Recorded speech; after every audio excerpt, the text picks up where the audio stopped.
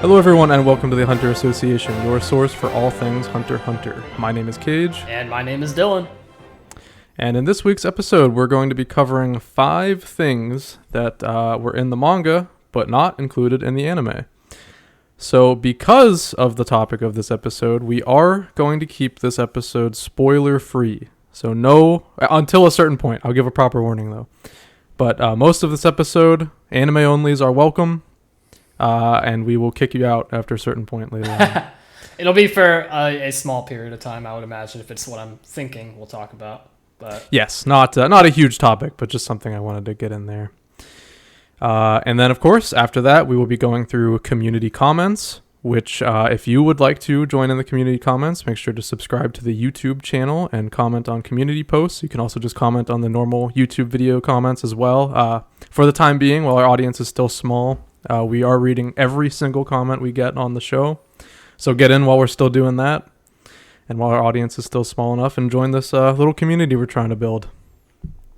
Yeah, no, it's you want to be here for the ride, especially with the new chapters up and coming. So be sure to, like, comment, subscribe, rate on podcasts, all that good stuff. We would love to have you along for the ride.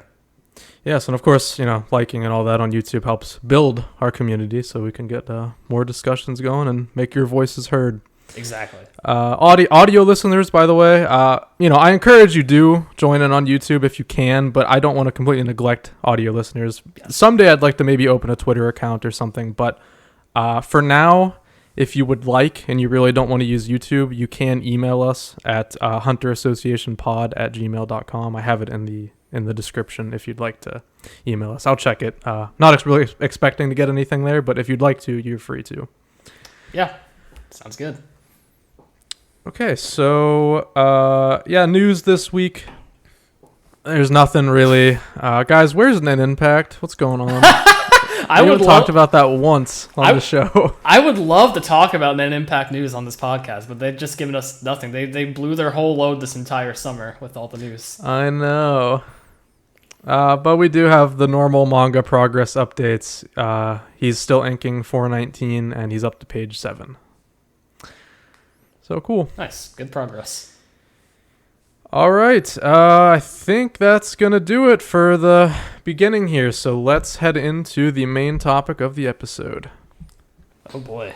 I'm excited to talk about this.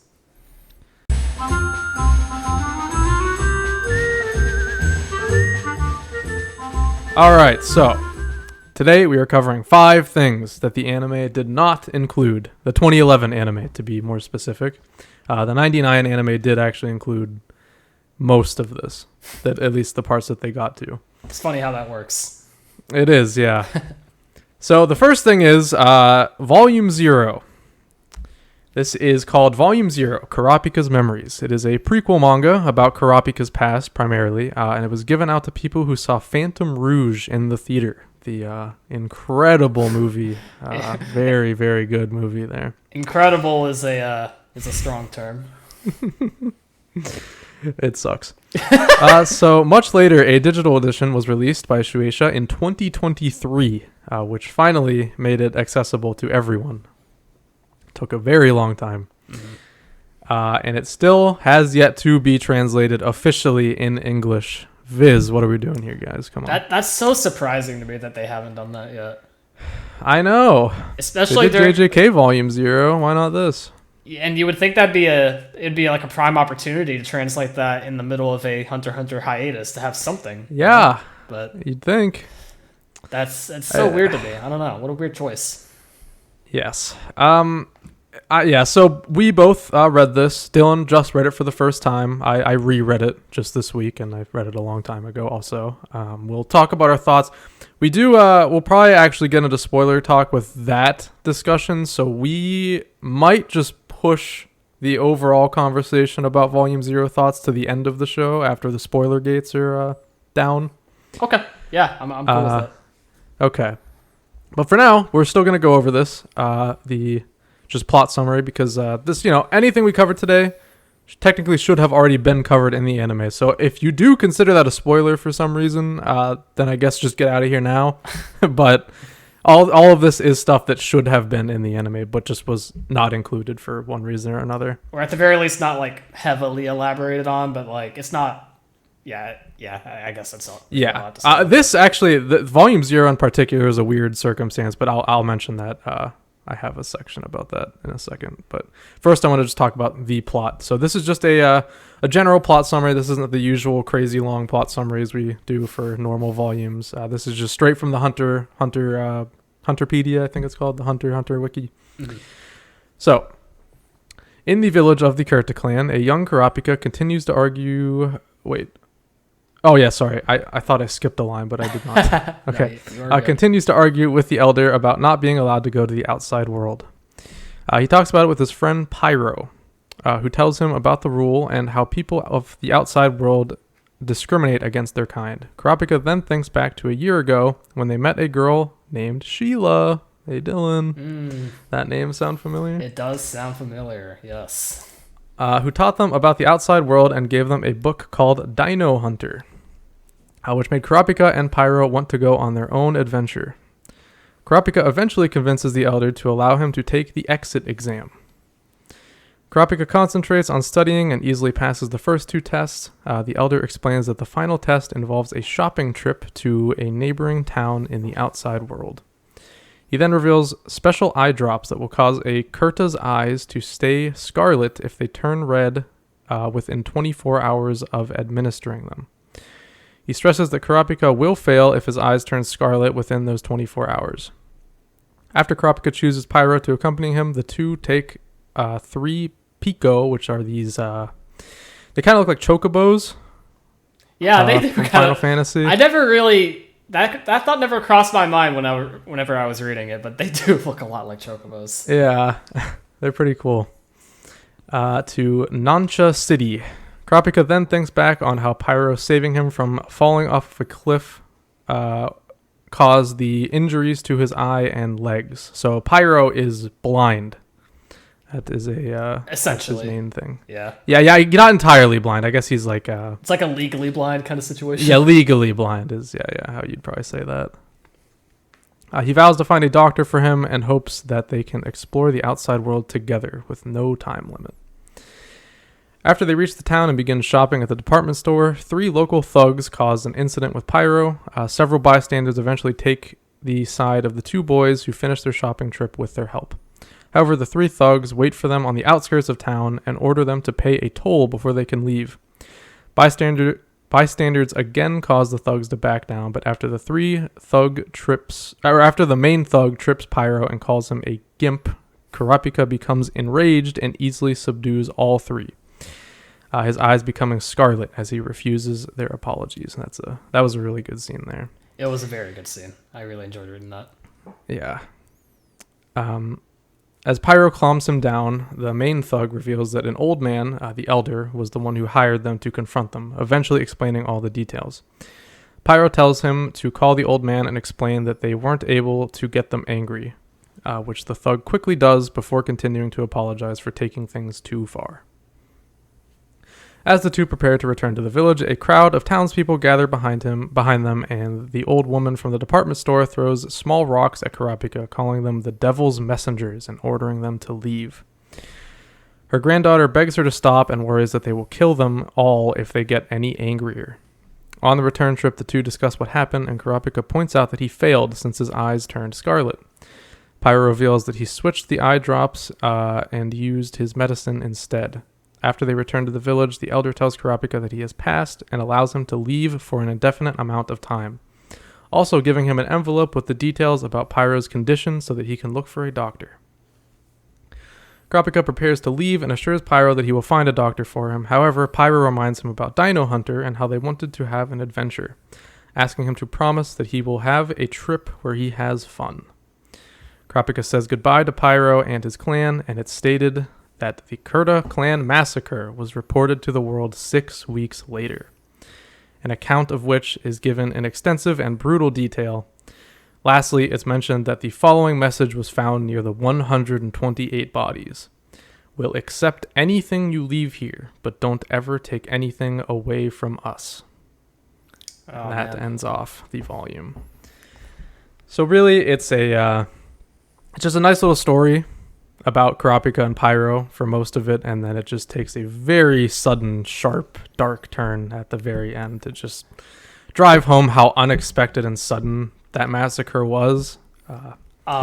Yeah, that plot synopsis doesn't really do it justice about how insane, like in detail, like Togashi wrote, like you know, what happened. It's extensive. Like they say, they're extensive and brutal. It is. That's honestly an understatement. It is very excruciatingly told. It's only told through text. There's no panels of any of this happening, but like it's easily, you can easily envision what happened as you read the words, and it's such a sharp turn, and I love it for that. That's such a cool thing about Volume 0 to me. It's a really cool way to end the volume, and you know, it really endears you to that Pyro character who unfortunately is not alive anymore, but no longer with us. Nope. Yes. Now, the interesting thing about this is if you watched Phantom Rouge, which why would you do that? But if you did, you say that, but we did. We watched it. Yes, we did watch it together, actually. But that most of that is in the movie. There is a flashback scene, and you get to see nearly all of it. There is one key detail that is missing that I don't remember. Yes. And I was like, whoa, you know, I'm glad I read this now. But we'll talk about that later. We'll talk about that later. But yeah, so if any of that sounded familiar, then I guess you watched Phantom Rouge. But so that is a weird case where this was animated, but it wasn't in the series, so it's kind of like, I mean, was it? Was it not? Because not everybody watches those anime movies, that's for sure. Yeah, and I still haven't watched Last Mission. Aside from the parts they adapted to Volume 0, Phantom Rouge just is not canon as well. No, not even close. No, that'd be wild if it was canon. Yes, I don't know if any of you have seen that movie, but there's some wild shit that happens in that movie. So yeah, that's our first topic. I would like to talk about it more, but I do want to save that for later whenever we can bring down the spoiler gates. So we'll come back to that. But yeah, that is our first thing. And now the second thing, Chapter 1, guys. Believe it or not, I won't say most. I would say about half of Chapter 1 was just not included in the 2011 anime at all. And you can see, if you're watching the video version, I have this image on screen. That's Kaige. If you are not aware of this, and I imagine a lot of you are, this is probably the most shared around piece of information about the Hunter x Hunter manga out there. But I had to include it because it's massive. Kaige is in Chapter 1, and he is very important to Chapter 1 as well.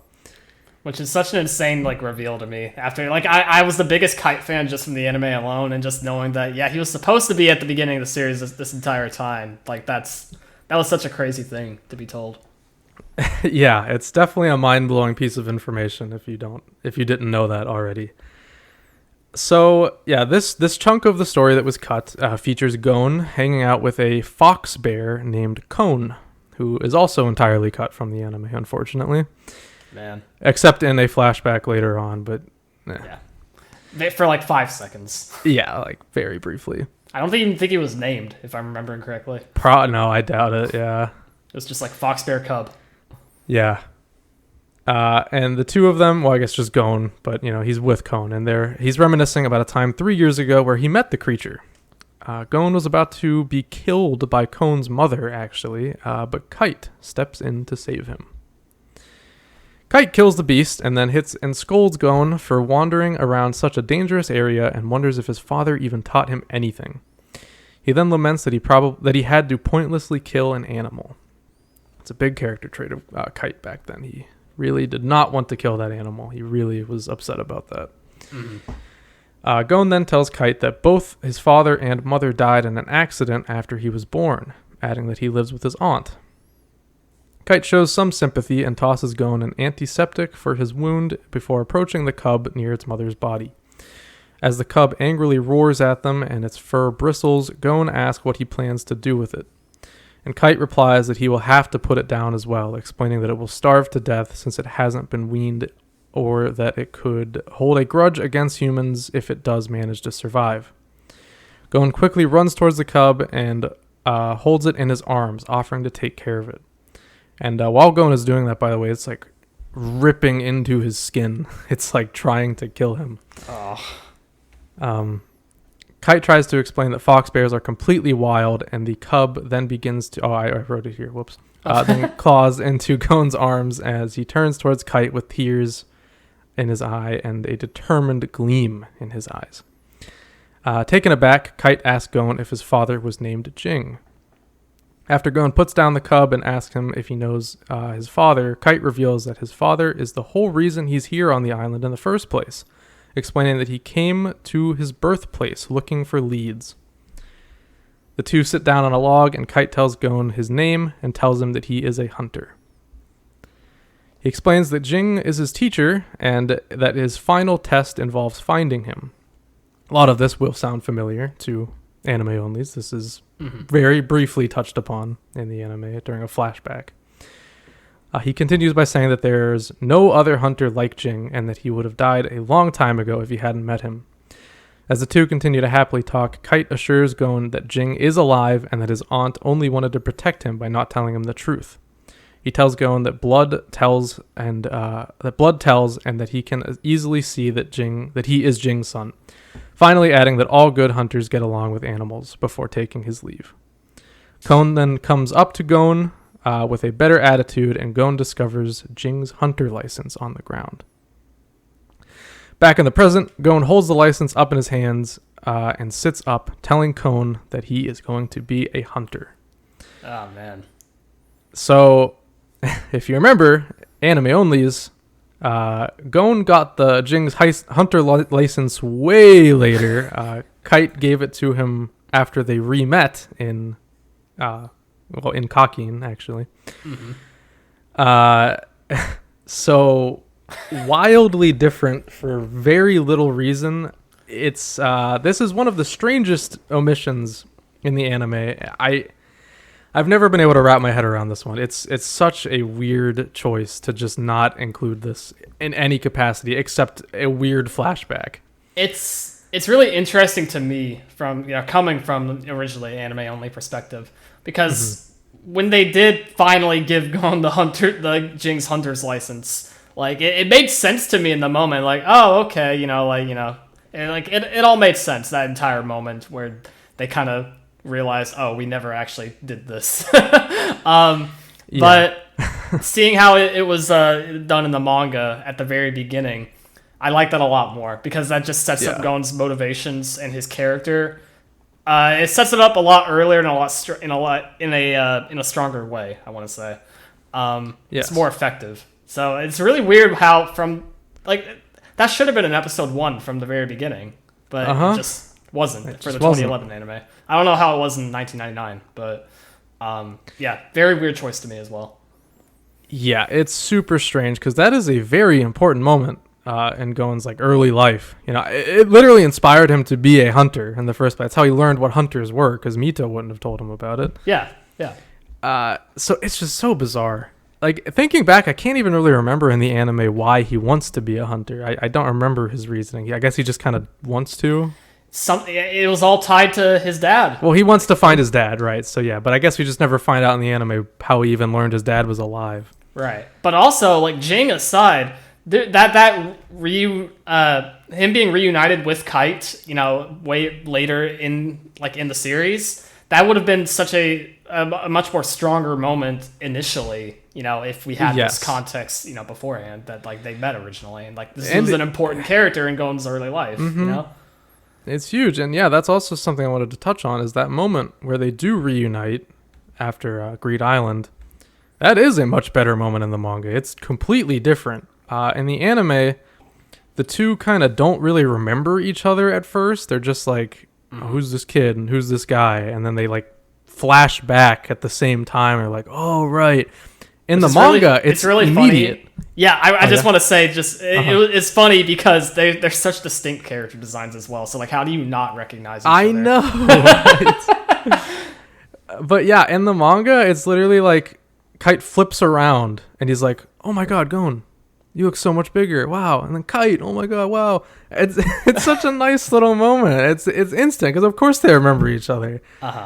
it's very botched. Kite was not handled well in the anime, at least before, he's like a mainstay character. I mean, he's fine after that introduction point, but they dropped the ball. That's a very unfortunate side effect of the 2011 anime that has been talked about to death, but we had to put this in here. It'd be insane not to talk about this here. Right, yeah, and it's funny to have this perspective now, considering even introduction onwards, I was like, Kaide is so badass. I love this character. Right. And now I have a new perspective. It's like, oh, maybe he wasn't, like it could have been better, which is crazy to me. Yeah, I know. Yeah, an already amazing character could be even better if you read the manga. Exactly. So hey, Kite fans out there who haven't read the manga, get on it. Yeah. Check it out. Okay, so that's about all we got to say about that one. So we'll move into number 3, which is a pretty interesting one here. I think you'll find this fascinating, Dylan. This is chapter 102. This is in the middle of the York New City arc. This is a pretty wild omission. It's another one where I just don't understand why we skipped it, but it happened. So this is in chapter 102, where Mafia members have gained the assistance of a hacker to try to dig up info on the Phantom Troop, but discover that they are from Meteor City, which means that officially they don't even exist. And this is also our first introduction to Meteor City. I don't remember when we learn about Meteor City in the anime for the first time, but I can at least point to the manga where this is it. I feel like it was mentioned like offhandedly as like its first mention. Yeah, I don't even know if it's really exactly explained. Maybe it is in the Chimera Ant arc. Yes, briefly, because I believe that was I remember that whole episode where that happened. Yeah, and it was talked about decently extensively there at the very least. So maybe they just like shifted where the information was told, but it's been a bit. Of it. I don't remember, but. Yeah, not all of... I mean, you'll see in a moment. Definitely not all of this was in there. But I think they may have at least explained what Meteor City is in that moment in Chimera Ant. But I can't even be sure. I'm not 100% on that. So, in this scene, the hacker begins to explain to the Mafia members that the city's residents will accept anything abandoned there. From trash to dead bodies to babies. 8 million people reportedly live there, and the area is around 6,000 square kilometers. However, he adds that no one officially lives there since it's been considered the world's dump for 1,500 years. Although he is unsure what life is like in the city and what its citizens are taught or believe in, he says that they only have one message to the rest of the world. And listen up, guys, this might sound familiar. We'll accept anything you leave here, but don't ever take anything away from us. How about that? Yeah, wow. He then recounts an incident that happened 10 years earlier. A homeless man with no ID was arrested for murder, and the officials could find no trace of his existence. He told them that he was from Meteor City and assured them that he was innocent, but was prosecuted and found guilty after not being given sufficient defense. 3 years later, after a drug addict was arrested and it was discovered that he was behind the earlier murder, 31 people involved in the case were all killed, with the aforementioned message left near the bodies.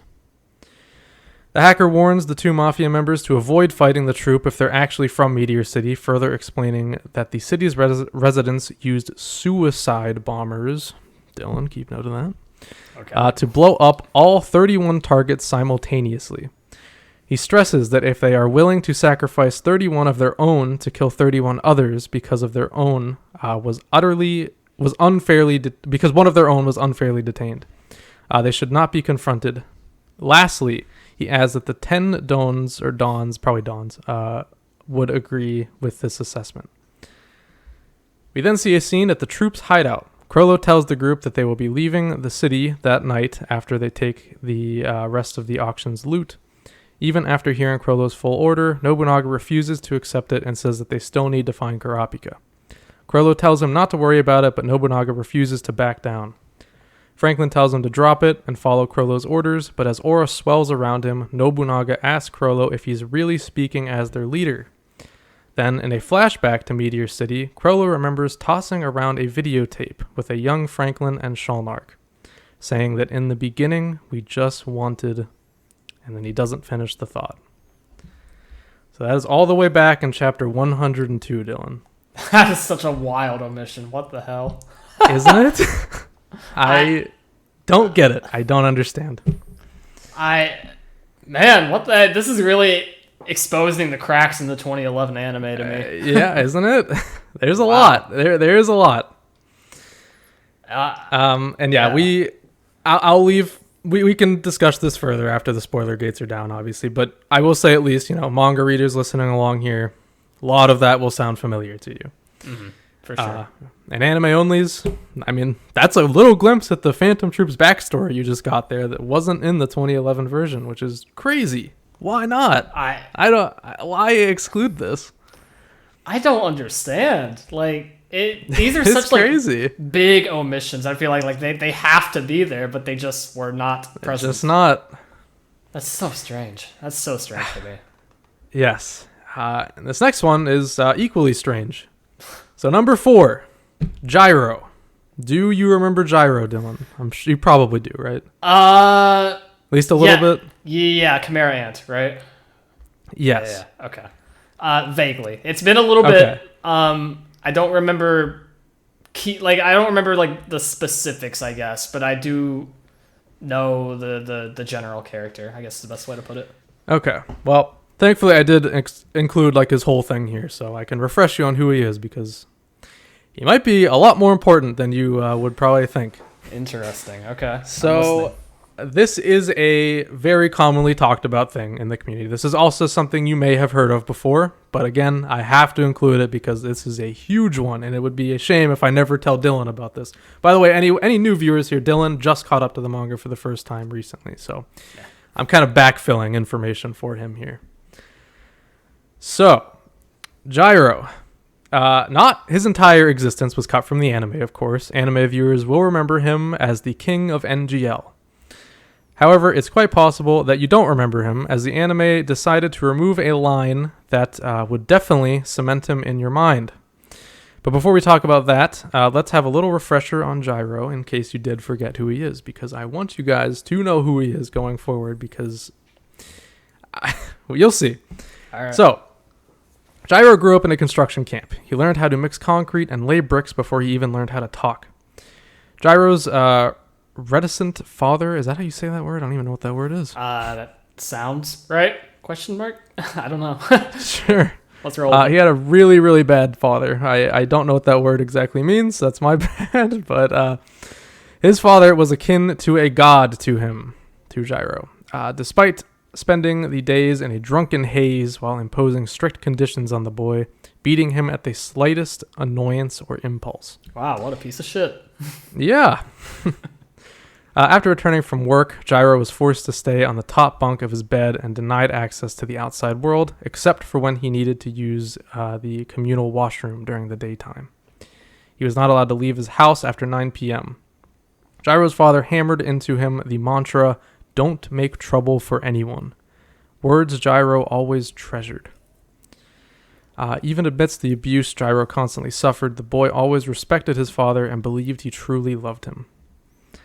There were 2 reasons for Gyro's faith. The first one was the belief that his father took care of him after nearly dying from an illness at the age of 5. The second was that his father never once told him to leave. Both made Gyro proud. However, at the age of 12, Gyro snaps when another boy makes fun of his father. Outraged, Gyro attacks the boy and was badly beaten. Thereafter, the boy revealed that Gyro's father never took care of him when he was sick. It was the old neighbor next door instead. His father had been getting hammered as usual. In addition, the boy told Gyro that his father said that he didn't care if Gyro lived or died. Gyro's father then walked past the two, looked the other way, and walked away from the scene. Gyro then understood that his life is insignificant to the universe as a whole. He was no one. It was this revelation, along with learning the cold hard truth about his father and his lesson being a complete lie, Gyro finally snapped. Shortly afterward, Gyro took a hammer, smashed his drunken father's skull, took all his money, and left the camp. At some point, possibly after killing his father and leaving the camp, Gyro developed the D-squared drug. The purpose of this drug was to spread evil and ruin the lives of others, now having come to utterly hate humanity as a whole. 9 years later, Gyro formed NGL, which was established into a nation in another 9 years. At some point in his life, Gyro met Zaikahal, who would later be rebirthed as Welfin. Feeling empty inside and thus having nothing to hide, the two quickly became friends and would often argue about who between them had worse luck. Eventually, Gyro is killed and eaten after the Chimera Ants invade NGL. Now here's where stuff that wasn't included in the anime starts. That is where he leaves off in the anime. You do get his whole backstory, but he dies and that's it. Now we get more in the manga. Okay. So, Gyro is reborn as a Chimera Ant, but due to the strong will and unyielding pride as a king, Gyro retains his human memories, ignores the queen's orders, and leaves the NGL hive. That's huge. What the hell? Yep. Now just wait, Dylan. It gets crazier. That last bit was not included in the anime, of course. Of course, the anime still does have a scene later where Welfin states that he believes Gyro is still alive, but there is no hard confirmation at any point in the anime. Still, that is not the biggest omission. Allow me to read some text straight from the manga of the last chapter that Gyro was featured in. Gyro wanted to dismantle or disseminate evil. Disseminate evil throughout the world. The drug he developed, D-squared, was only the beginning, and there was more he wanted to do. His vicious tenacity did not allow him to forget his human memories. It was as if he were reborn into a new body while remaining himself. He left the queen's domain because his pride still considered himself a king. Gyro wasn't in a hurry. He knew preparations were necessary for major undertakings. His experience in construction made him rational and productive. Gyro left town and disappeared without encountering Gon. Whether this proved to be fortunate for either party will not be known until they ultimately meet. What in the world? Oh. Okay. There's a lot of things to talk about within that. Yes. So let me finish real quick before we start talking about him. So, Welfin does in the end speculate that Gyro headed to Meteor City and is trying to establish a new nation from there. Clearly, something's being set up for Gyro. Something huge. He will apparently meet Gon at some point. That is stated by the narrator. And I feel like many people agree with this, and I personally do believe that should Hunter x Hunter continue to the end like it's supposed to, I believe that Gyro is being set up as the final antagonist of the series. That's crazy. Yes. And that's weird to think that like a character that just was not given much attention really at all in the animes like could be like the ultimate villain. That's an insane timeline to think about. So this, and the crazy thing about him, this is another, and he's not a king. It's not like he's Meruem, but this is a Chimera Ant who has a kingly ambition. So what he could be capable of is terrifying. Like, this guy could be unbelievably powerful. Yeah, I mean, like, out of the womb, egg, whatever you want to call it, like, he just straight up had free will, essentially, unlike the other Chimera Ants. So, like, that's already, like, that's, like, I don't know, like, royal guard level attributes almost, like, at least in my eyes, which is insane, considering he obviously is not that. Yeah. But, like, oh, man, there's so much to unpack there. Like, what in the world could he be plotting? Just, like, the specifics of it.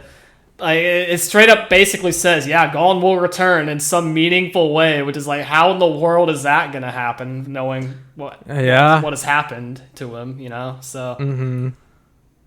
That's so interesting to think about. Now I'm actually like a little mad that this was yeah, exactly. Like, you're going on the same journey I did back in the day. It's the 2011 anime left out a lot of stuff, a lot that we're not even going to cover in this episode, but like it's crazy how much they omitted, and this is one of the biggest things by far. I feel like I've just been entrusted with like not not like cursed knowledge, but like knowledge that like should not, like it's like Pandora's box almost. Like, oh great, now this is all I'm gonna think about. Now that I'm just gonna be thinking about how this wasn't in the anime. Now it's kind of ruined for me almost. Not ruined. Ruined's a strong word. But yeah, it's just disappointing. It's a shame that this isn't in the anime. It really should have been.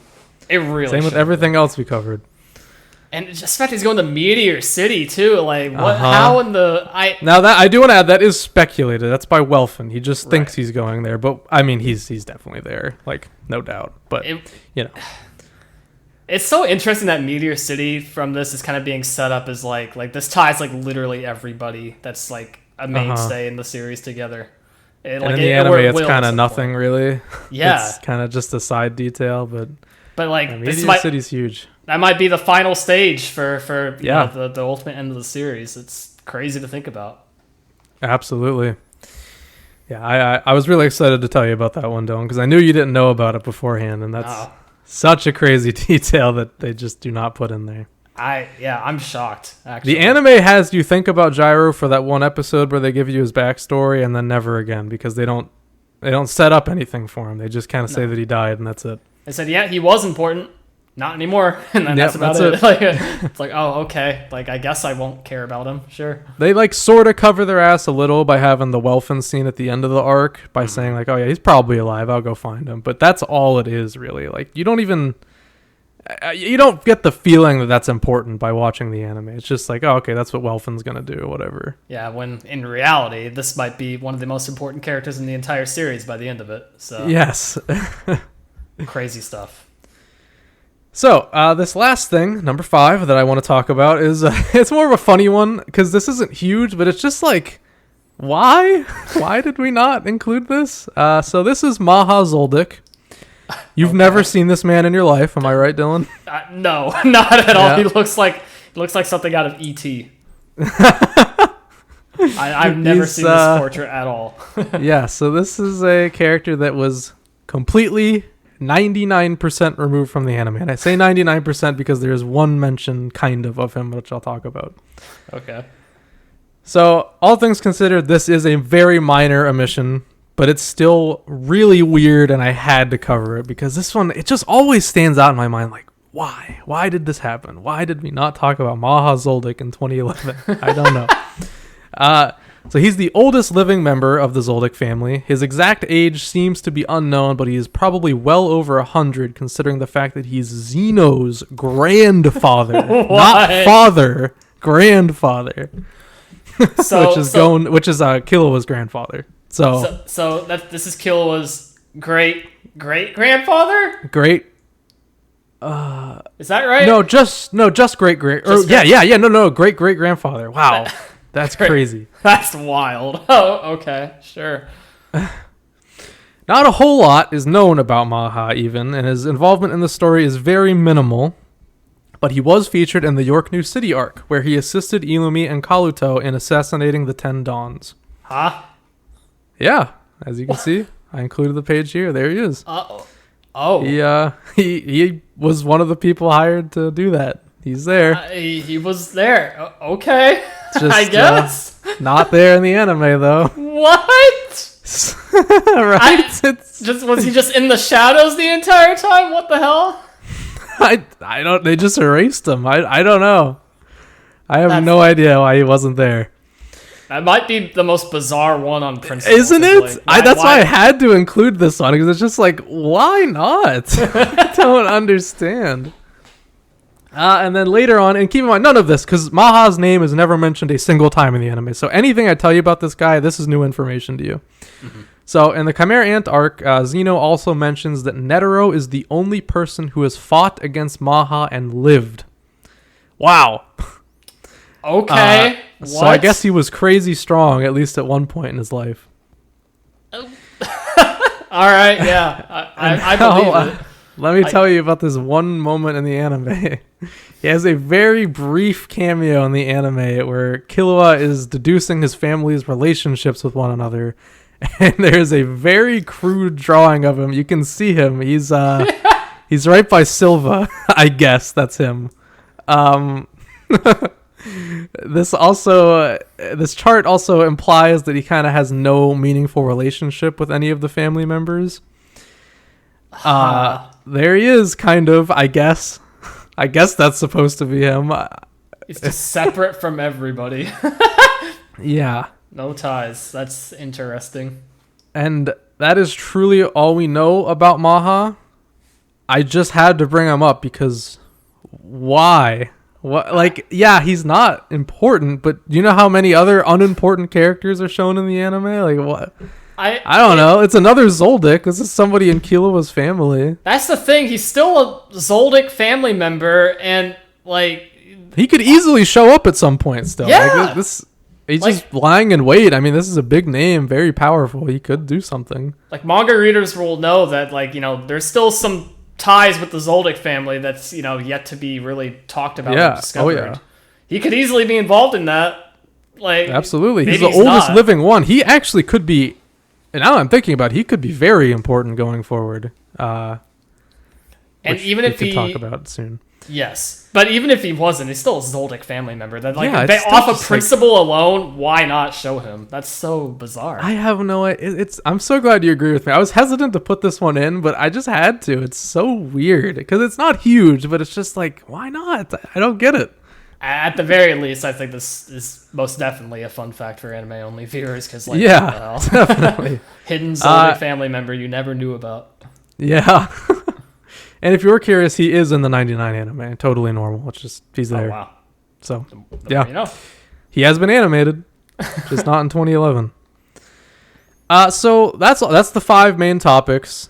There are many, many other small details I could bring up. Tons of stuff about Leorio, which we did get a comment about later, which I'll talk about a little there. But Leorio did get really shafted in the 2011 anime, and doing my research for this, I really remembered, like, wow, they really did remove, like, all of Leorio's moments. Like, I don't want to talk about them all here, but just some ones that come to mind, like, off the top of my head. You know, in the Zoldyck family arc, whenever they team up together and, like, open those big gates at the beginning? Yeah. Yeah. Get this.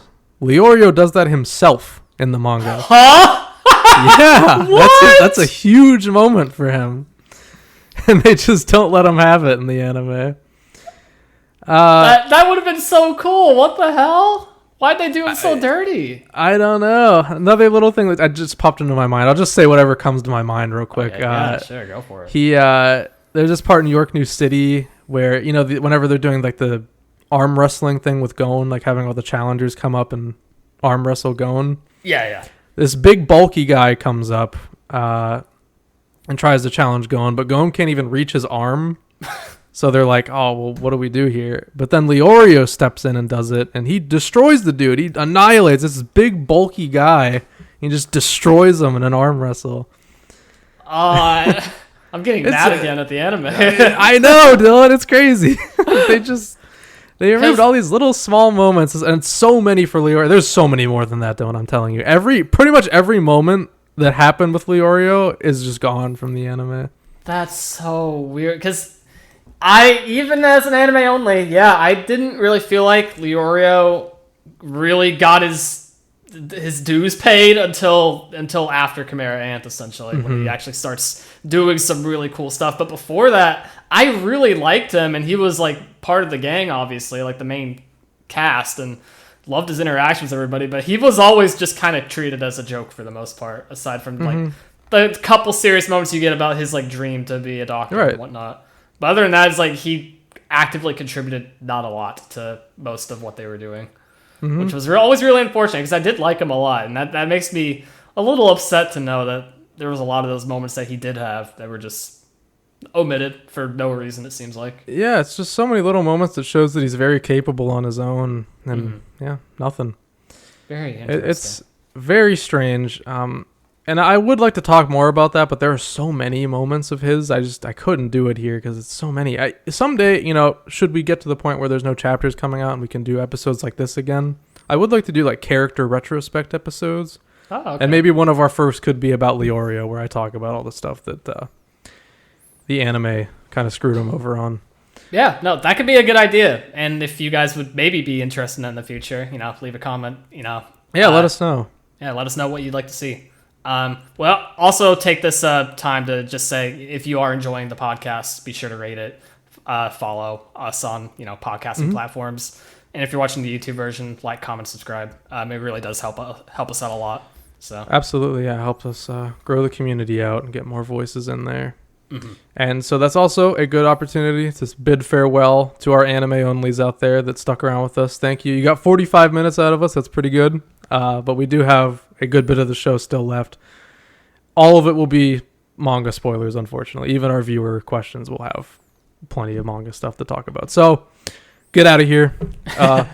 Thank you for watching, though. We really appreciate it. And hey, read the manga and then come back to us. Give us a subscribe and stuff and join the community. But I cannot in good faith tell you to do that now, because you will just get spoiled by our channel if you're an anime only. Yeah. But thanks for watching anyways. We appreciate you. We will welcome you back with open arms when you are absolutely reading. Yeah. Come back. All right, so now that our normal audience is back with us, we are going to talk about the Kakin Empire before the Succession Contest arc.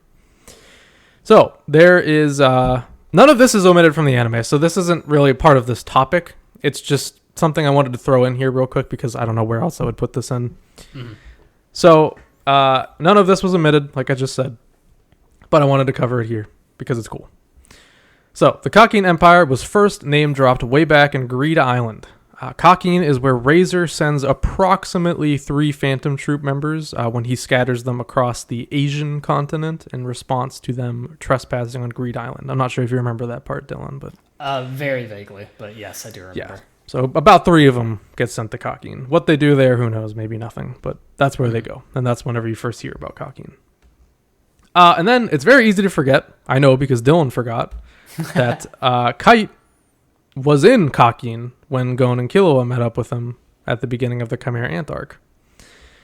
So they don't stay very long, of course, but it's interesting to note that Kite was hired by Kakin in the first place. Yeah. He and his team. What? I said who knows for what, because I don't. Well, I'm about to tell you.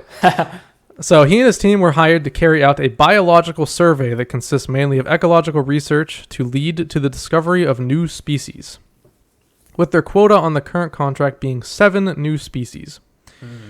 Other amateur hunters are studying changes in native species habitat and population fluctuation.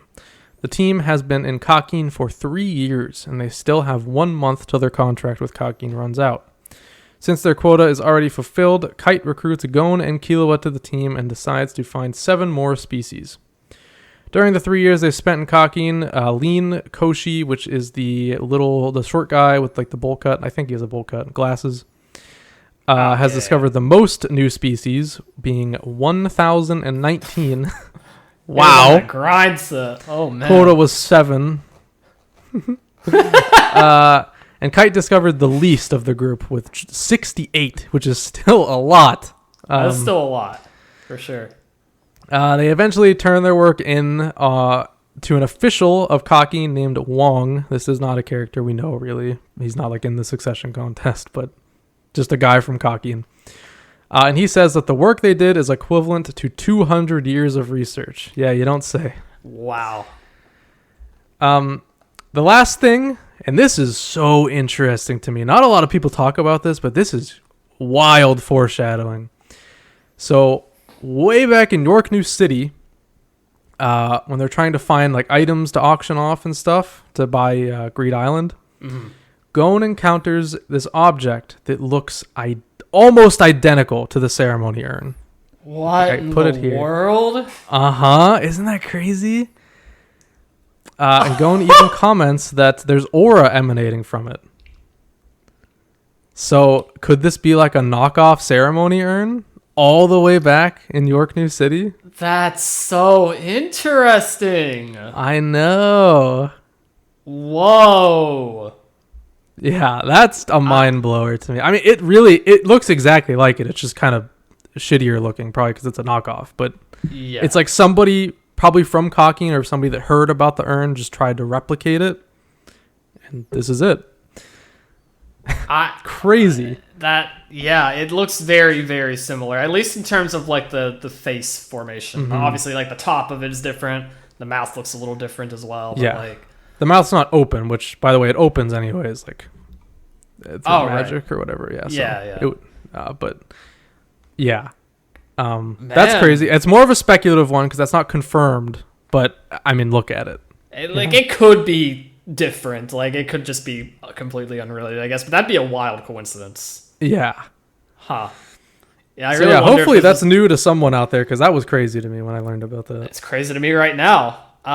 Yeah. Like I this has to be just weird foreshadowing that Togashi wanted to include. It reads that way to me at least, but it does, yeah, because it got a pretty decent amount of page time there. Like he holds it up and definitely makes note of it. He doesn't end up buying it, so it was included for a reason.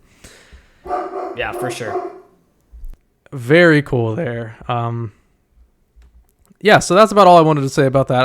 I thought it was cool to know that Kakin didn't come out of nowhere or anything. It's been around. It's just it's easy to forget its involvement because it's just a name before the Succession contest. It's just like any other place. You don't really think about it. Yeah, you don't really think about it too much because they just kind of disregard the name immediately after the introduction of Chimera Ant. I almost took over my words there. Yeah, really interesting stuff. Yeah, and so now that we're in the spoiler section, do you have anything you want to say about the other stuff that we covered? Yeah, so I want to go back to Volume 0 real quick because I did not expect to see Sheila wrapped up in that. Isn't that cool? That's so cool. It took me. It actually, whenever I was reading, it took me a minute to really parse because like I read the name Sheila. And I'm like, wait, this sounds really familiar. Like, I feel like this is really important. And I just, like, tried really hard for, like, a minute or two to think about it. And then I remembered the Phantom Troop flashback. And I was like, oh, my God, this is her. Like, wow. And that Dino Hunter book, I didn't include it in our plot synopsis whenever we read that volume. But she does have that book in the flashback as well. Yeah. And so I did a little bit of, like, digging just because I was really curious about that whole instance of her even appearing, right? Mm-hmm. And especially because even after reading that volume in full, it was still a little confusing to me about like why the Phantom Troop would get wrapped up with like the Kurta clan just in general, because like even after reading that, there's not really like a solid connection you can draw between them. I do find it interesting though that like maybe part of why they did what they did is because the book is from Meteor City and it was left with the Kurta clan. Cause, obviously, don't take anything away from us. Yeah, and that whole message. Yeah. Oh, man. You know what, Dylan? I didn't even think about that. And that's something I kind of want to also reiterate whenever we do our like a theory video before new chapters keep coming out. But I thought that's worth bringing up here as well because it's such an interesting thing to talk about that could be proving to be very relevant going forward, at least in the near future. You're really right. That was probably obvious this whole time to so many people, but that just never clicked with me. But you're so right. Yeah, that really probably is it, huh? I mean, there might be a deeper reason for it, but that is probably on a surface level. Like, yeah, it's their property. That's their rules. Take anything. Yeah, who's to say an elder of Meteor City found out, hey, we're missing this book, Yeah. And they trace it back to them. Yeah, you're so right. Wow. Yeah, okay. So that's really interesting. So, what did you just overall think of that volume, though, Volume 0? It was short but sweet. There wasn't a lot of meat on the bones, per se. But I did really enjoy the content. It really gives a nice overview of Kurapika's how Kurapika even started this entire journey of revenge to begin with, and it really makes you feel for him as well in that regard because oh man, that was such a brutal description of what happened. It really was, and it really highlights as well as much as you can sympathize with the Phantom Troop and all that they went through as children and whatnot. They are very, very, very evil people. Yes, they may be sympathetic, but never forget how truly despicable they are. Yes, they are not redeemable in the slightest, really. No. But it's interesting to highlight that dynamic shortly after I read the flashback as well. And I think that really made it hit a little harder for me as well. So, but yeah, I'm just really curious about Sheila now. What is she up to now? Will she get back into it, like wrapped up in the Phantom Troop stuff at any point? Maybe she's on the boat for all we know. Who knows? Man, Who knows? That would be an insane reveal, but yeah. That would be. Yeah, I really enjoyed it. Anything else to say about any other things we covered? Was there anything else?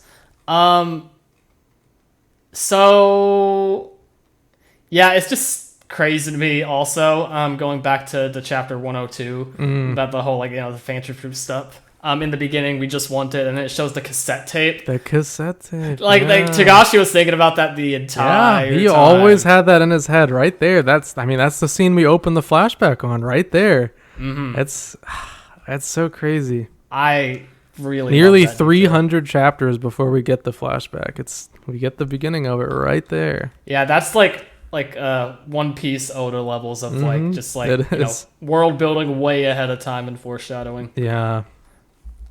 Which is, again, even crazier that it was omitted from the anime. Then I will not forgive the anime for that. Yeah, I know. I'd kill to see just a little glimpse of that animated. We had it. We had the chance right there. We did have the chance. Yeah. Yeah. I don't know. And then I guess the only other thing is just I wonder how Gyro is going to wrap in with the Phantom Troop now, especially after knowing that the Phantom Troop kind of has control over Meteor City at this point. Right, but the thing is, they're not there. They're not away. Yes. And they also may not even live the boat, honestly. But we'll see. Yes. So, but yeah, that could be interesting. Should they survive the boat? Which, who knows? We'll see. But that is he's trying to take over their turf. That's right, so if they do manage, if at least some of the members manage to get off the boat alive, then, how does that play into what will develop? But it's also interesting to think about because we're obviously heading to the Dark Continent, but, Meteor City's not on the Dark Continent, so, how do we go back there? Yeah, we'll be stuck. It's so many questions there. Yeah. It could be a thing where, we have the party split, Kurapika and Leorio are the ones dealing with Dark Continent stuff, and then Gon and Killua are dealing with Gyro exclusively, that is being set up anyways. They will meet. That is a fact. Gon and Gyro will meet someday. We know that. It's going to happen. Yeah, which implies that Gon will get wrapped back up into, Nen-type stuff in some way. You can't go take on a Chimera Ant, especially one like Gyro, without having some kind of... It has to imply that he'll regain Nen, but who knows? We don't know. Yep, we don't know. It's all speculative. It's almost pointless to speculate that. Yeah. Considering we don't know how long it'd even take to get there in Togashi's vision. But right, yeah, I know. It's stuff I wanted to get off my chest now rather than, try and remember it all for a future episode, especially. So maybe the theory episode, though. There'll be tons to talk about. Yeah. There's a lot. Gyro's especially, I had to get that out there to you because Gyro's in so many theories you're going to read online. And if I didn't tell you about this, you'd be so lost. Yeah, for sure. So super important. And Maha, just a little bit I want to talk about him because, I didn't even really think about it, but he's probably closer to the age, closer to the age of Zig Zoldyck, which we briefly saw, who went with Netero to the Dark Continent. Mm-hmm. So... potentially knows something about that person, and we actually could get a decently important role for Maha in the future. Which is very fun to think about. Yes. I would love to see it, though. I would, too. I really enjoy Maha's design. He's just funny looking. He reminds me a lot of Killua, and just, the way he composes himself. He's just super old. He's got the Killua fashion, but he's just old as shit. He does kind of look like if Killua just aged, 100 years in the future. Lost all of his hair. Yeah. Eyes were starting to bulge out of socket. When I say it like that, it doesn't resemble him at all. But, no, I'm talking about the stance and the fashion. Yes, yeah. You can tell what side of the family Killua maybe took a little after in terms of demeanor. Yeah. All right, so is that pretty much all you got to say about all that stuff? Yeah, I believe so. At the moment, at least. And just real quick, my thoughts on Volume 0. I pretty much the same as Don. I just, short but sweet, I really liked it. I wish it had a little more meat to it. But I think, someday we're probably going to get more of that. I truly believe we'll get a continuation of the Phantom Troop flashback, and we will get to see more of the why they killed the whole Kurta clan. Oh, man. If we ever get panels showing the destruction of that. I don't even know if I want to see that, man. That's tough to think about, but it could happen. Yeah. And also, I do want to mention, which I'm sure you remember this, but Serednich seemingly has Pyro's head, Yes. which is huge and very depressing. Very depressing. So that adds a little to that too. Now you have more of a connection to Pyro. We could potentially get a lot of Volume 0 references in the near future. So, yeah. Absolutely. I'm very thankful for you showing me and, telling me about all of that. And because it's just, it might be really important going forward. Yes. And guys, if I missed anything that you thought was important to cover, let me know. I know there definitely are things that I didn't cover. I wanted to mention Leorio because that's easily the biggest thing that I didn't cover in its own topic. But if there's anything else you think is cool, let me know, and maybe someday we'll get to do a part 2 for this. I think that'd be fun. Yeah, that would be very fun. So yeah, next we're going to check out the community comments. Okay, so we are here with listener comments now. We did get quite a bit over the last week, and I'm, going to be reading off every single one. But yes, be sure to keep commenting. We'd love to hear what you guys have to say. It gives us more things to discuss within these episodes as well. And yeah, get involved. We would love to have you around. Yeah, community interaction is one of the cornerstones of this channel. Let that be known. We want to always do this kind of thing. Mm-hmm. Especially when chapters resume. We'd love to hear that kind of stuff. For sure. So let's get started. First off, we have Burly Bronzile, regular of the channel. Volume 0 is very important for troop chapters. Completely agree now. I'm very glad I read it. Yeah, definitely. Not really a whole lot more to say, considering we just had an entire section. A lot of people asking us about Volume 0. We did it, guys. Don't worry. We did it. Yeah, we addressed it. Hope you're happy. Yeah. I hope we did it justice at the very least. I hope so. Yeah. I had to make sure we talked about this before we went forward with the manga. Yeah. Next up, we have Final Form Keith, another regular of the channel. I'll keep it real. It was a little hard to follow along at certain points of this episode, referring to the last episode of Volume 30. Was it 38 or 39? 38.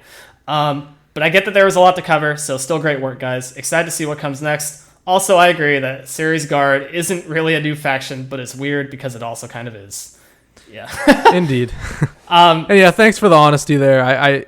I kind of figured some people would have that opinion. I even myself kind of have that opinion. I was very tired halfway through that, and it was really getting to me. My voice was in pain. Mm-hmm. I should have had Dylan step in sooner. I apologize for that. It wasn't even in my mind to have Dylan take over until he offered. Yeah, thank you for the feedback. I do really appreciate the honesty. Yeah. That being said, that video has actually reached a lot of you guys, it seems like, which is very surprising for us, considering we had similar sentiments, both of us, that this episode might have been a little rough for some people to listen to, and we do apologize for that. I want to reiterate that again. But yeah, it was a lot to cover. We do appreciate the feedback, and we are also excited to see what comes next, because these upcoming chapters, I'm sure, are going to have some crazy stuff in it. Oh yeah. And yeah, the whole Serednich's guard faction stuff is very, it's a very borderline kind of thing. Is it a new faction? Is it not? Yeah. So we talked about that to death in the last episode. Yes, we definitely did. If you guys do want to go check that out for our full thoughts on that. Yeah, now our most viewed video, by the way, so thank you guys for that. Yeah. That was very unexpected, but thank you so much. Yeah, thank you very, very much for that. Oh, yeah, and also, I didn't even talk about it. I meant to bring it at the beginning, but our subscriber count nearly doubled since last episode on YouTube, so thank you guys so much. That is huge. Yeah, thank you guys a ton. It means a lot to have that kind of support for a passion project that we started very recently, all things considered. Yes. So, thank you. Yeah, so next up, I'm going to, because it's kind of relevant to what we just talked about, from Stevie84. Let's comment and like for the algorithm, guys. Thank you so much for that. Yes, thank you for that. You were a real one, and I full-heartedly believe that helped a ton for just pushing the video further into the algorithm, because your comment specifically got a lot of likes, and it obviously did something, I think, because the momentum kept going even after you commented, so thank you. Thank you so much for that, Stevie. That brightened my day when I saw that. Very kind of you. Very, very kind. Next up, we have a comment from J. Desai 2707. Apologies if I butchered the name. This arc has a lot of moving pieces and it can be overwhelming on the first read-through, but each subsequent read-through I do, the pictures become clearer and clearer, and I feel like this is some of his most refined work yet. Your point about there being too many names is totally valid, but I feel as if Togashi never punishes the reader for forgetting a minor character's name and provides reminders throughout the arc to refresh our memory. Moreover, I think that the sheer number of characters, each with distinct names, character designs, etc., allows the arc to feel a lot more believable and immersive. I don't think we are expected to remember the names of every background character, but rather understand the goals of all the factions involved, and they feel purposeful, but only time will tell. I would also strongly suggest checking out the Kurapika one-shot if you haven't already, as it provides key info on Kurapika as a character is integral to the current arc, especially the troop backstory discussed in this episode. Chapter 102 is a must-read as well for similar reasons. We got you, man. So, and yes, I totally agree with what you said about the characters and stuff not necessarily having to be remembered.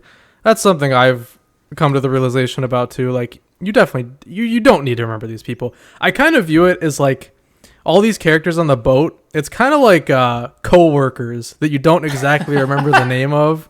Like, you just kind of see them around and you hear their name maybe once, and like you remember like a thing they did, and you're just like, oh yeah, that guy, I know him. You get the team's notification, and it's like, oh yeah, he exists. yeah, I kind of remember him. That's really all you're expected to do with these people, except like the big names, obviously. Like, you should remember all the princes. That's important. But yeah, I agree with that. That's a healthy way to look at it. You definitely do not need to remember all these names, which is funny considering that next week's episode will be about remembering all these names. But that's neither here nor there. That would be more as like a helpful reminder for not just us, but for people who stumble upon the video as well. So a little bit different, but yeah, no, I do agree. It's a healthy approach is probably the best way you could put it there, because I think that's something I came to a realization too in last episode as well, is like trying to remember every single detail about every single person. I think does more harm than good when trying to actually digest the all these chapters' contents and whatnot. And just kind of remembering the motivation specifically, and the faces where you can remember them, I think is really more important overall. Because like you said, Togashi really doesn't punish you for forgetting a minor character's name. Like, no. It's just kind of, you just kind of like remember, oh yeah, they existed, right? And then you move on, because like you are refreshed, because Togashi does give plenty of refreshers. Yes. So yeah, I full-heartedly agree. Thank you for your comment. Really yes, I love comments like that. Thank you so much. Next up, we have a comment from Ryuk's Jealous. I apologize if I'm butchering the name. It's my bad. Kind of confused on the take on the shipping routes not being important. Seems very important. I read that as an indication that last-minute additions, items, and people will be arriving on the boat 4 days later in the story. It's a countdown to something/someone's arrival communicated to us via a mundane conversation. Also, the cutoff point where the BW is truly isolated from the human world's interference, sans a Nov-style Nen ability some group had prepped ahead of time to escape or an emergency. The final blimps to arrive are also the last normal way for anybody wanting off the boat. I don't see why after stealing the Kakin's treasure or whatever Illumi is truly doing, they would want to stay on the BW. Also a possible option for people on Kurapika's side to leave. Kurapika thinks if one prince could get away, it would end the condition of the urn ceremony. A blimp is better than a boat to escape. When fighting breaks out, it's also a potential way to get civilians off the BW. Also tells us that after 4 days, whatever happens on the boat, help isn't likely coming. Also, Phaeton speaks in broken Japanese like a first-generation immigrant. He doesn't talk normal in the anime either. Thank you for that second part especially. Yeah, that cleared it up a lot. Yeah. So I want to talk about a lot about the first thing you said, because in hindsight, why didn't I talk about the shipping routes, really? That's like the only thing I skipped over. I was just like, whatever, who needs them? And yeah, you're right. A lot of that could come up later. I wasn't really thinking about the deeper implications of it. I know there's a lot of stowaway Gon theories. People are probably like, oh, Gon could arrive on one of these boats. That's a wild theory. Shut up, guys. I gotta be real with you. No, that is not happening. Why in the world? It's not happening. It's not happening. It's stupid. I hate that theory. Anyways, but you're right. I accept the part about someone coming. Stop. No. I know what you're insinuating there. Not happening. But yes, this could be a way for some people to get off the boat. For sure. yeah, there's a lot of things that could happen with this. You're totally right. I wish I covered it, but that also probably would have made the episode 20 minutes longer, and that's it was already a very long episode. But thank you, because you're right. It's weird that I didn't include that part. I apologize for kind of just shoo-shooing it away. It's keep it in your mind, guys, including you, Dylan, because yeah, in 4 days' time, whenever we get to that point, something may happen with that.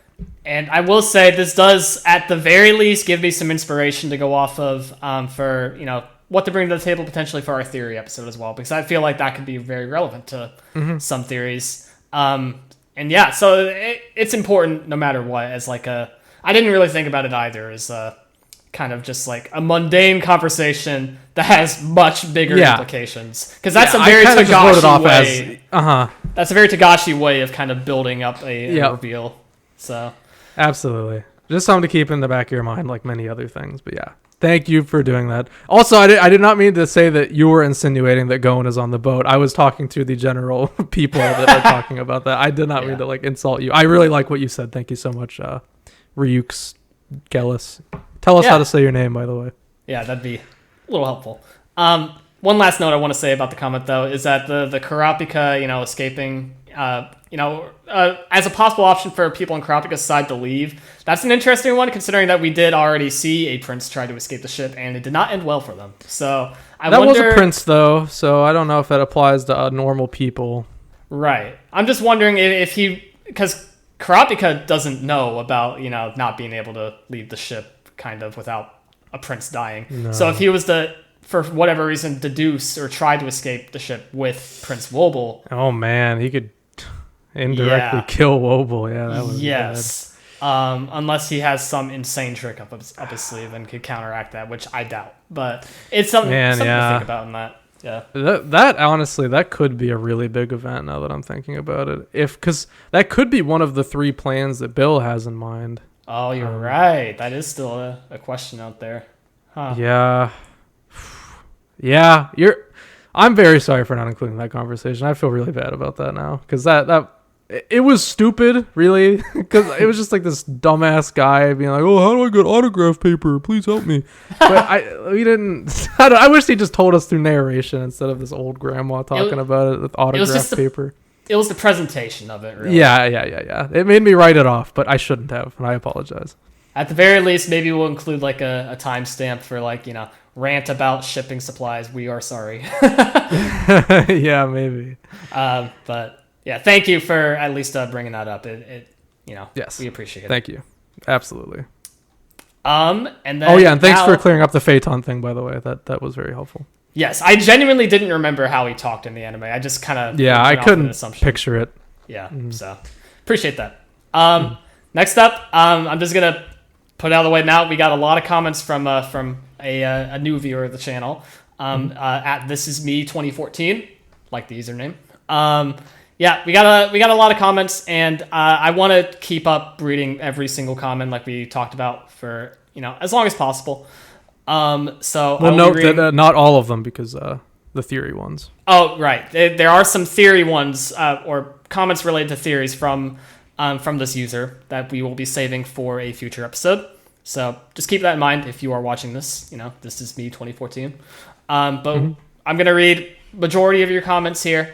We appreciate the support immensely. And, like I said, yes. I want to keep reading every single comment for as long as we can keep up with it. And I think this fills up the episode time pretty nicely if I read through all these. So absolutely, yeah. Thank you for writing in all this, by the way. We really appreciate it. I love that you really went through like every video we had and just left thoughts along the way. I love that. Thank you. Really appreciate it. And this will be out of order for the most part as well. Yes, I apologize. First comment. I think you guys might not have noticed, but there is a power in Hunter x Hunter. It's not explicitly stated, I think only one time maybe. It is a pattern, or nen patterns, to boost your nen. Example, Wing's promise thread to Gon had it. Jing's message box has it. Great Island's entrance and exits has it, where the twin sister Jing's friend sits. Razor's boxing ring also had it, and then finally the room where the prince's corpse will be placed. Yes. Interesting. Thank you for that. That's one of those things where it was like it's like stowaway information. It's like it was in my mind, but I hadn't these past few years I haven't really been thinking about Hunter x Hunter all that much, or past year, I guess. And it just, that kind of got thrown out of the mind at some point. But thank you for reminding me of that, because that you probably commented this on the video where we talked about that room with all the prince like caskets or whatever. And that's definitely something to keep in mind going forward. They're definitely something with Nen is happening in there. It's not technology as I said it. It's the same kind of design as that stuff we saw in Greed Island, actually, with that sister. Oh, it's very similar now. Isn't it? Yeah. Yeah. Mm-hmm. Oh, that's interesting to think about. Yeah, thank you for bringing that up. Yes, thank you so much for that. I'm glad you reminded me of that. I will keep that in mind going forward. Yes. We also have from the community post, just go through everything Leorio did, bro. 2011 did Leorio so dirty. I hope you enjoyed the little rant Kaige went on earlier about him. And I'd love to talk about it more. I know there is more, but it'd take up so much time, Dylan. Seriously, there's so much. 2011 completely screwed over Leorio. Well, yeah, if you guys eventually want to see a Leorio character, retrospective in the future, let us know if that's something you'd be interested in, or just in general, like, videos like that. Yes. We also have about Bill's ability. Karapika also comments on it. That's a very strange ability considering he is an enhancer. And I do vaguely remember now there was like a brief conversation where it's like, he did mention it was kind of weird that he's an enhancer, but his ability doesn't really give off the type of, like he'd be an enhancer. It's interesting. I don't know. Well, I guess it kind of enhances. I think it does. I think it's pretty concretely an enhancer ability. I think it's about the it's about how it's presented, I think, because it's not typically how you would envision an enhancer ability, right? Based off of prior examples throughout the series. Yeah. Because they've conditioned you into thinking enhancer is all about the punchy, essentially. Like it's pure physical strength almost. But he's like pacifist. It's just like a super crude wording, but lame ability. It's just like, I don't know. It's very basic. Like, you can't really think of a practical use for it even. It's just like, I don't know. Why would you ever need to grow a plant really fast? Like, but I do personally believe that there may be something more to it. I mean, Bill is being set up as a very important character. We spent a lot of time with him in this arc, and he may have something that he's hiding, maybe not intentionally, or maybe he just has some trick up his sleeve. We'll see. It's very interesting nonetheless. Yeah, either way, interesting note for sure. And yeah, you are right in that, it is a little weird considering the other examples at the very least. I guess atypical is a better way to word it. Just atypical for enhancers, but still very much an enhancer ability. It's just, you don't normally see people do that. Yeah, I think I agree. Got another comment. And if you are curious, Togashi's goal for this arc is to surpass the most named characters in a single arc. He said that in an interview with Jump. I did not know that. I meant to bring that up last episode, actually, but it slipped my mind because of how much I was talking about. But yeah, that's a very famous quote from him. He is very adamant. I think it's he's trying to beat Captain Tsubasa, the soccer manga that currently has the record for most named characters in an arc. Do you know the number off the top of your head? I don't. I can look it up while you read the next comment, though. But if you look on some tweets of his, you'll see like the list of characters from that Captain Tsubasa arc in the background, and you can see he's like trying to beat it. Like he has it it's his goal. That's really funny. That makes me feel a lot better about just how many characters are in it, knowing that that's in the back of his mind the entire time. I feel a little bit like even if it confuses me at some points, I just have a bigger appreciation of it now. Yeah, I respect it. While Kaige is looking up that number, just out of curiosity, I will read the next comment. Great discussion. Can't wait for the new chapter's reactions. Simple but effective. Thank you. Thank you for being along for the ride. We were happy to have you here. It's 240. Wow. I'm not even gonna bother to ask you to. How many characters are named in this current arc? Not that many. Good luck, Togashi. That's wow. I did not know it was that many. What happens in that Captain Tsubasa arc? Holy shit! It's a soccer manga, you said, right? Yeah, it must be like a big World Cup or something. Maybe. I feel like it wouldn't even reach like 100 soccer players then in that case. That's interesting. Wow. Good luck, Togashi. Yeah, good luck for sure. But yes, thank you for that comment, by the way. And then last comment, also from This Is Me 2014. Again, thank you very much for leaving all these kind comments. You guys should definitely read Volume 0 for more trip context. Yeah, we did. Don't worry. Yeah. And if you want more material, there's a Hisoka backstory one-shot by Sue Ishida, Tokyo Ghoul's author. He is a very big fan of Togashi. Mm-hmm. Yes, this is a more than likely non-canon story about Hisoka, but it is really cool. I'd recommend checking it out. I did think about covering it, but I kind of just wanted to do only canon information here, and it's probably not canon, but it could be. I don't know. Maybe someday we'll talk about that, but I didn't want to do it here at least. Mm-hmm. Not as fitting as the other topics for the main subject of this video / podcast. Yes. So it's maybe in the future, because I am interested in it just off the fact that Tokyo Ghoul's author writing a Hisoka one shot. That's pretty cool in of itself, even if it's not canon. It's cool to read. It's really neat. If maybe someday we'll talk about on this podcast, and I hope you guys will be there for it if we do. Absolutely. All right, is that all we got, Dylan? Yep, that is all the comments for now. But again, I will reiterate, there are some comments from at This Is Me 2014 that were mostly theory related that we will be saving for a future episode. So be sure to stick around for that if you are interested in what those theories may be. Yes, absolutely. And to reiterate, that episode will be 2 weeks from now, because next week we are going to be doing a very big video that I've been working very hard on, and we'll still be working on throughout the week, probably up until Sunday. So we're going to talk about every faction, one by one, every character involved in every faction, what they've done, what their abilities are, just general kind of state of the game for where we're at for Succession Contest, how we got there, very briefly. It's not exactly a recap. It's more so like, okay, you've read this before, here's where we left off. It's not like, here's everything that's happened until now. That's not what this is. That's what these last videos were for. It's not going to be like combing through like grains of sand, like we kind of did within the chapter recaps, where we went over every single event in as much detail as we could. This will be just kind of an overview of, here's all the major players, here's all the major events that's happened with these players, here's where we're at right now, here's what we can maybe expect.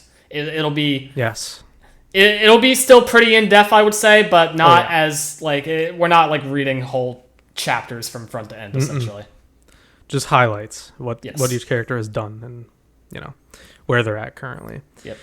And then we'll take all that information that we cemented in our minds and take it into theories in the following week, and that will be a very fun episode. Yes, I cannot wait for both episodes, really, but especially the theory episode. I think that'll be a very fun time for everyone involved. Absolutely. All right, and that's about all we got this week. So this has been the Hunter Association. Thank you so much for listening. We are available on all major podcasting platforms, as well as YouTube for the video version. Be sure to follow, rate, and review on Apple Podcasts and Spotify. And if you're watching on YouTube, make sure to like, comment, and subscribe to help grow our community out, guys. We will be here the same time every week talking about Hunter x Hunter. Dylan, where can people find you online?